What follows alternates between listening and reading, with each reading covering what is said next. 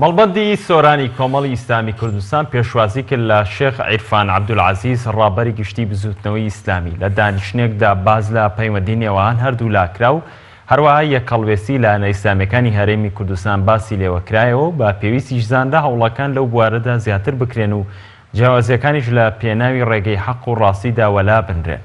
لە کۆبوونەوەی نێوان مەڵبەندی سۆرانی کۆمەڵ و ڕابەری گشتی بزوتنەوەی ئیسلامیدا جەخت لەوە کرایەوە کە برایەتی لە نەئیسلامیەکان واجبێکی شەرعیە و پێویستە بۆ توند و تۆڵکردنی کاری زیاتری